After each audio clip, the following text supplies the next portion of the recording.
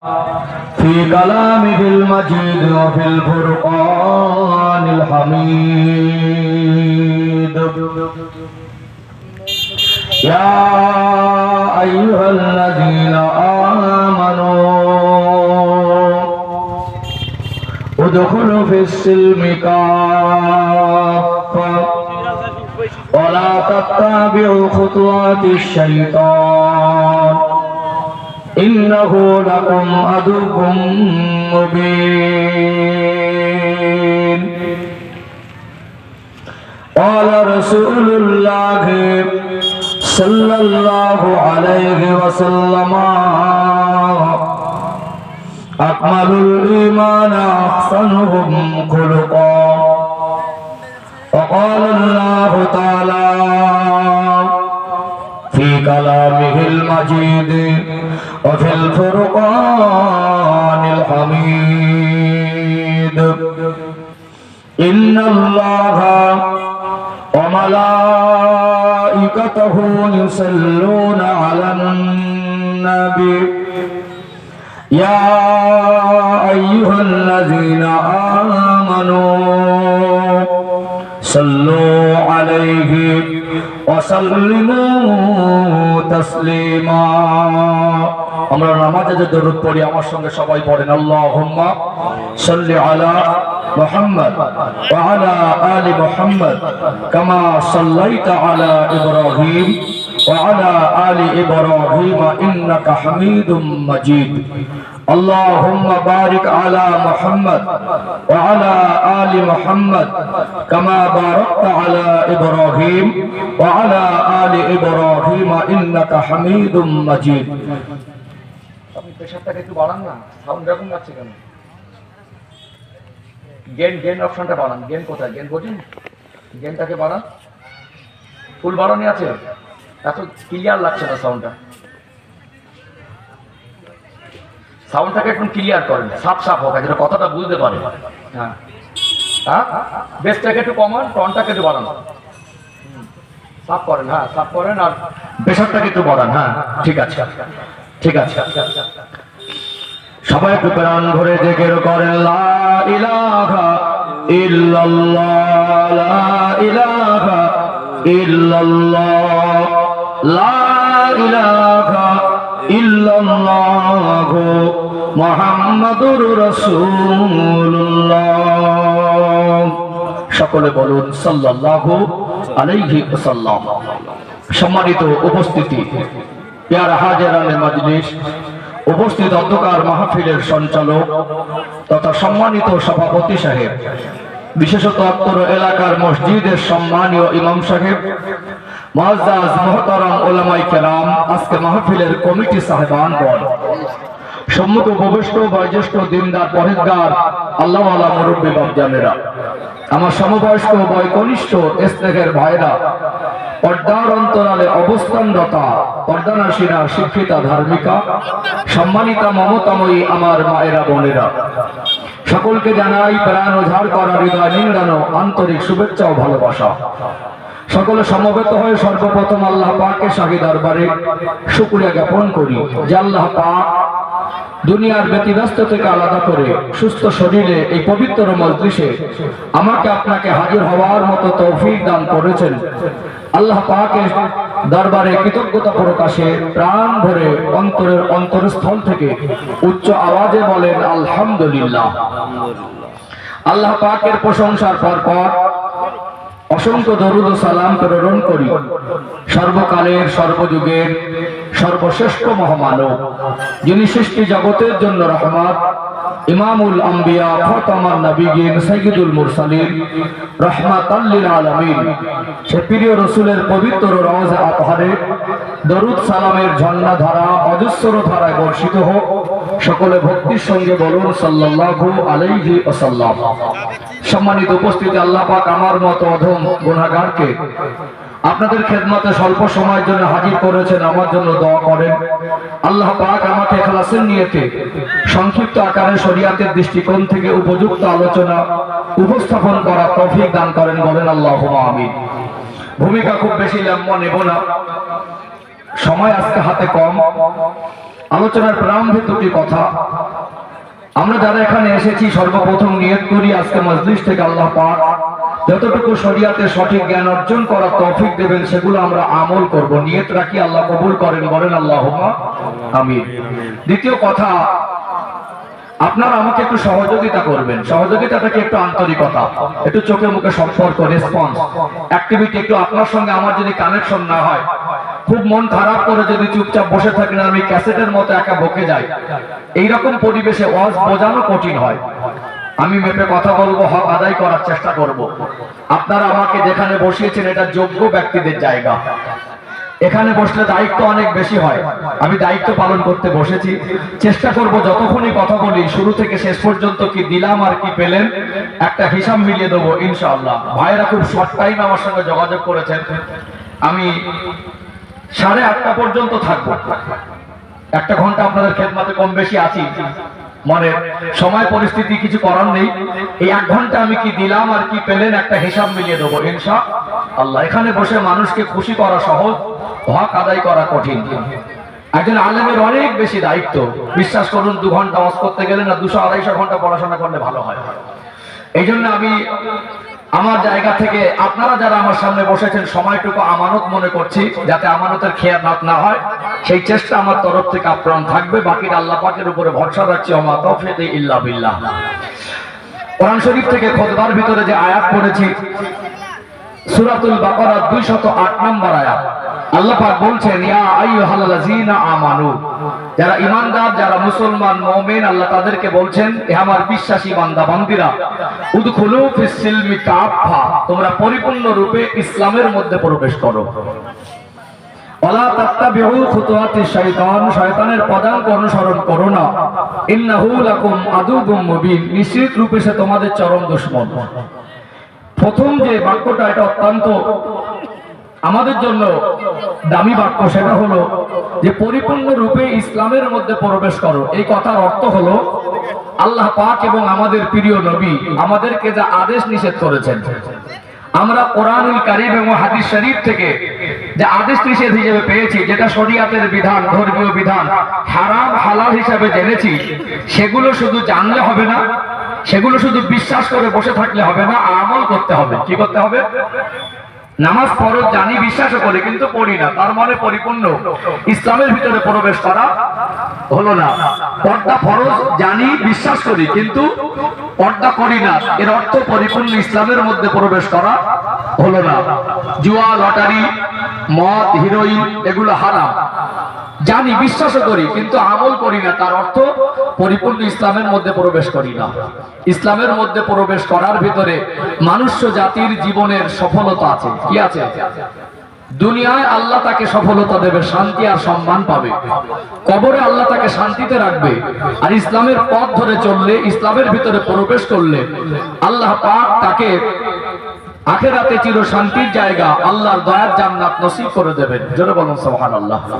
আমাদেরকে দুনিয়ায় ভালো থাকার পথ হলো ইসলামের পথ, কবরে ভালো থাকার পথ হলো ইসলামের পথ, আর জান্নাতের মতো নিয়ামতপূর্ণ জায়গায় যাবার পথ হলো ইসলামের পথ। সেই পথ মানে আল্লাহ এবং রাসূলের কথাগুলো মেনে চলা। আল্লাহ নবী সাল্লাল্লাহু আলাইহি সাল্লাম বলছেন আকমালুল ঈমানা আহসানুহুম খুলুকা, তোমাদের মধ্যে এই ব্যক্তি প্রকৃত ঈমানদার যার আখলাক চরিত্র ভালো। আমরা সবকিছু আপডেট করছি, কিন্তু আমাদের মানবতা, মনুষ্যত্ব, নীতি, আদর্শ, আখলাক সেগুলোকে আপডেট করে উঠতে পারছি না। কোথাও বিয়ে বাড়িতে যাবেন বা ছেলে মেয়ের দেখাশোনায় যাবেন বা কোনো আত্মীয় বিয়ে বাড়ি, কুটুম বাড়ি যাবেন, হঠাৎ যদি কাদা ছিটিয়ে চেহারায় লাগে, মুখে লাগে, অস্বস্তি কাজ করে না? কিরকম হয় যে আমার কেমন একটা ময়লা লেগে গেছে, যদি আয়না দেখতে পারতাম। আয়না নেই বলে হাত ঘষি, দেখি ময়লাটা কিরকম টাইপের ময়লা। যতক্ষণ না ধুয়ে ফেলি ততক্ষণ না মনে স্বস্তি আসে না। 10 মিনিটের মধ্যে ধুয়ে ফেলার চেষ্টা করি, বেশি বেশি কত মিনিট? 10 মিনিটের মধ্যে। জামায় যদি দাগ লেগে যায় বা কাদা নোংরা লেগে যায়, কাছাকাছি বাড়ি হলে চেষ্টা করি ওটা বাদ দিয়ে আর একটা পরে যাওয়া। যদি ময়লা হয়ে যায় ওটা পরিষ্কার করি। চেহারা দাগ লেগে গেলে ছটফট করে ধুয়ে ফেলা, জামায় ময়লা লেগে গেলে ধুয়ে ফেলার জন্য ছটফট করি। ময়লা হয়ে গেলে সেটা সপ্তাহে না হয় 3 দিনে, না হয় 2 দিনে, 1 দিনে ধুয়ে ফেলি। কিন্তু চরিত্রে যখন দাগ লেগে যায়, আদর্শে যখন দাগ লেগে যায়, নীতি নৈতিকতা যখন দাগ লেগে যায়, ঈমান আমল যখন নোংরা হয়ে যায়, তখন আমরা আমাদের এই ঈমান আমলকে স্বচ্ছ করা, আদর্শকে স্বচ্ছ করা, চিন্তাকে স্বচ্ছ করা, সেগুলো আমাদের আর পরিষ্কার পরিচ্ছন্ন করার কোনো চিন্তা চেতনা আমাদের ভিতরে জাগে না। কাদা লাগলে 10 মিনিটের মধ্যে পরিষ্কার করব, ধৌত করব, কিন্তু 10 মিনিট না, 10 ঘন্টা, 10 দিন, 10 সপ্তাহ, 10 বছর কারো জীবন থেকে পার হয়ে গেছে, চরিত্রের দাগটা আর পরিষ্কার করার সময় তার হয় না। আমার আল্লাহ, আমার রব অনেক বড়, তিনি তামাম কুল কায়নাতের স্রষ্টা, তিনি তামাম কুল কায়নাতকে পরিচালনা করছেন। যিনি আমাকে আপনাকে দুনিয়ায় পাঠিয়েছেন, তিনি আমাদেরকে অনেক বেশি ভালোবাসেন। সে আল্লাহ পাক বলছেন, তোমরা পরিপূর্ণ রূপে ইসলামের মধ্যে প্রবেশ করো। ইসলামের মধ্যে প্রবেশ করলে মানুষের জীবনটা পবিত্র হয়ে যায়। কি হয়ে যায়? পবিত্র হয়ে যায়। এখন ইসলামের বিষয়ে আলোচনা করতে গেলে একটা বিষয় নিয়ে আলোচনা করলে ভালো হবে। সব দিক যদি এক এক লাইন করে বলি আগোছালো হবে। আজকে আলোচনা করব আমরা সাংসারিক জীবন, ইনশাআল্লাহ। কারণ একটা পুরুষ মানুষ তার এই সংসার পরিচালনা করতে হয়। ছোটবেলায় ছেলে হোক আর মেয়ে হোক, মায়ের কোলে আদরে খেলাধুলায় শৈশবকাল কেটে যায়, একটু বড় হলে পড়াশোনার চাপে কেটে যায়। আর ছেলে হোক আর মেয়ে হোক, বিবাহের বয়স হলে বিবাহ দিয়ে দিতে হয়। এই যে বিবাহিত জীবন শুরু হয়, দাম্পত্য জীবন, এটা মরণের আগ পর্যন্ত চলে। একজন আরেকজনকে সাথে পেয়ে মনে করে যে বাকি জীবন একসঙ্গে কাটাবো। এই পারিবারিক ভাবে একটু শান্তিতে থাকা, আমাদের পরিবারের মধ্যে ইসলামের আলো বাস্তবায়ন যদি আমরা করতে না পারি, আমরা আমাদের সন্তানদেরকে ভালো মানুষ করতে পারবো না। সারাদিন কষ্ট পরিশ্রম করে এসেও একজন পুরুষ মানুষ যদি ঘরে থেকে শান্তিতে না থাকতে পারে, ওই পুরুষ মানুষ দুনিয়ায় সফলতা অর্জন সহজে করতে পারে না। এই জন্য আজকে চেষ্টা করব শুরু থেকে শেষ পর্যন্ত সাংসারিক জীবনে আলোচনা করার, ইনশাআল্লাহ। সোনার মানিকেরা, নওজোয়ান তরুণেরা, ও মুর্শিদাবাদ জেলা সোনা ময়না যুবকেরা, আব্বারা মায়েরা, আল্লাহ দয়াময় পবিত্র কালাম কোরআনুল কারীমের মধ্যে সূরাতুল বাকারা 208 নম্বর আয়াতে জানিয়ে দেন, ইয়া আইয়ুহাল্লাযীনা আমানু, হে আমার বিশ্বাসী বান্দা বান্দীরা, উদখুলু ফিস সিলমি কাফা, তোমরা পরিপূর্ণ রূপে ইসলামের মধ্যে প্রবেশ করো। পরিপূর্ণ রূপে ইসলামের মধ্যে প্রবেশ করার অর্থ হলো আল্লাহর কথা মতো, আমাদের নবীর কথা মতো জীবন যাপন করতে হবে। ইচ্ছা মতো চলা যাবে না, মন মর্জি চলা যাবে না, যা ইচ্ছা তাই করতে পারবো না।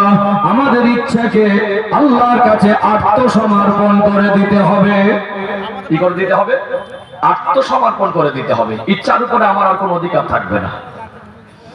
আমরা মানুষ, আমাদেরকে যদি আমরা নিজেরা রবের কাছে আত্মসমর্পণ করে দিতে পারি, ইসলামের মধ্যে প্রবেশ করতে পারি, আল্লাহ দুনিয়াতে আমাদের শান্তি আর সম্মান দেবেন। আজ গাড়ি বাড়ি উন্নতি হলো, বাড়ির কালারটা চকচকে ঝকঝকে হলো, আজকে রাস্তাঘাট উন্নত হলো, ঘরের ভিতরে মার্বেল টাইলস, এসি, কুলার, বিভিন্ন দামি দামি আসবাব আনলেও আজ ঘরের ভিতরে শান্তির অভাব হয়ে গেছে না যায় নাই।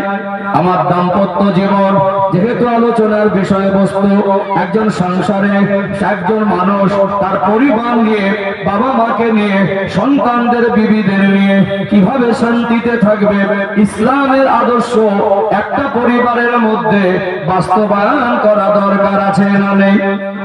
ও ভাইজানেরা, সোনামানিক যুবকেরা, আব্বার মায়েরা, সেটাই আজকে ক্লিয়ার করব।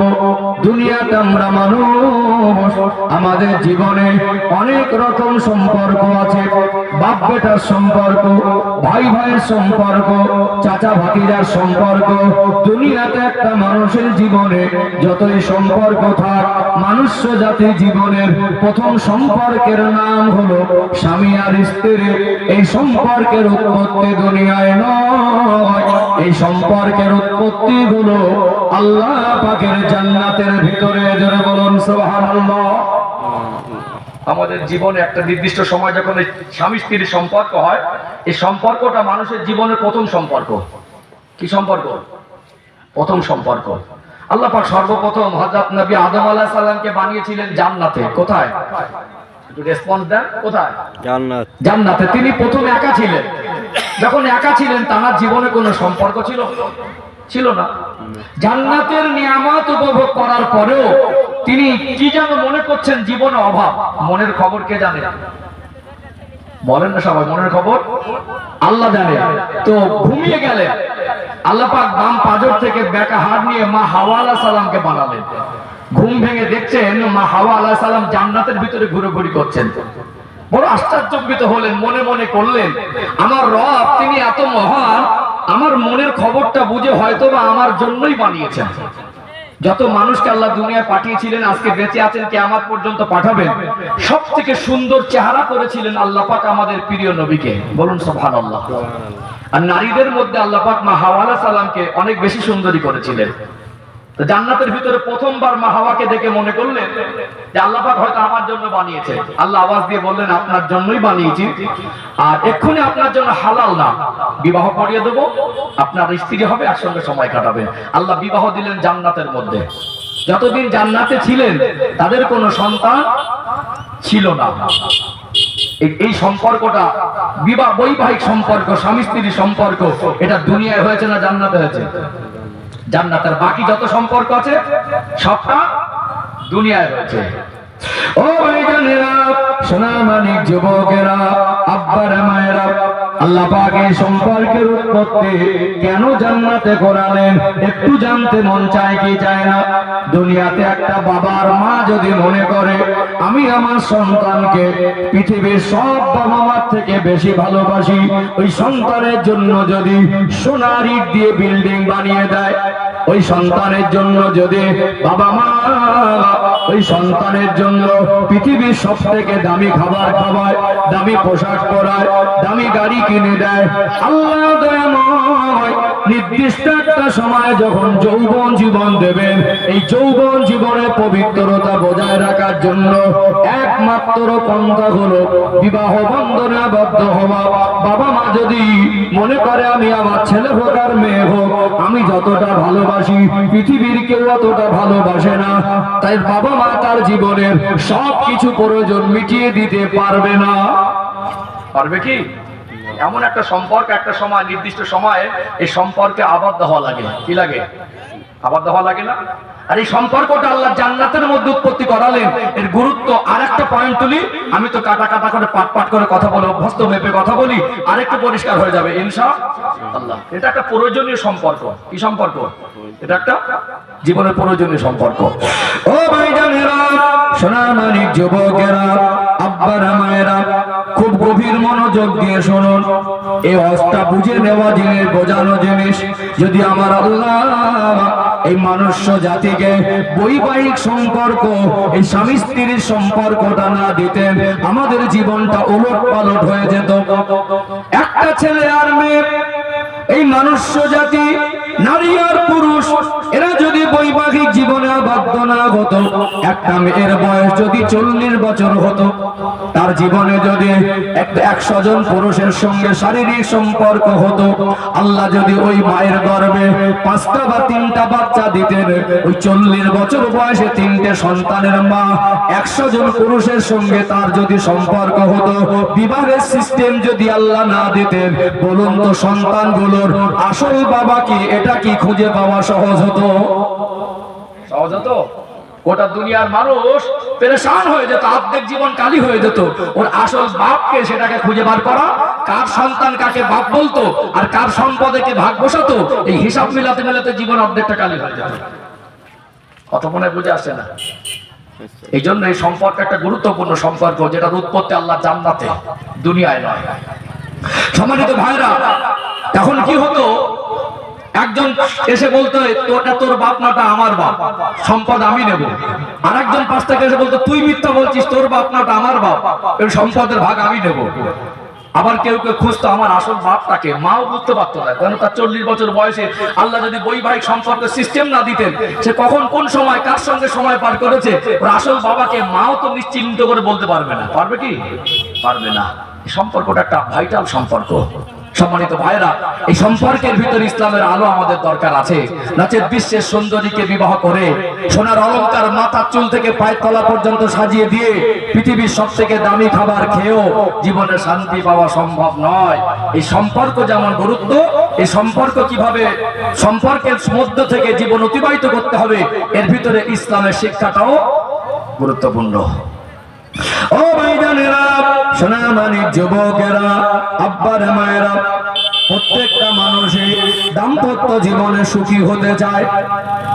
একটা মেয়েকে লালন পালন করার পরে বাবা মার মাথায় সব থেকে বড় টেনশন হয়, এই মেয়েটাকে 18-20 বছর ধরে লালন পালন করেছি, যতটা না টেনশন কেমন ছেলের হাতে পড়ে, এর জন্য কেমন জামাইয়ের নসিবে আসে, যদি ছেলেটা ভালো না হয় তো সুখ হবে না।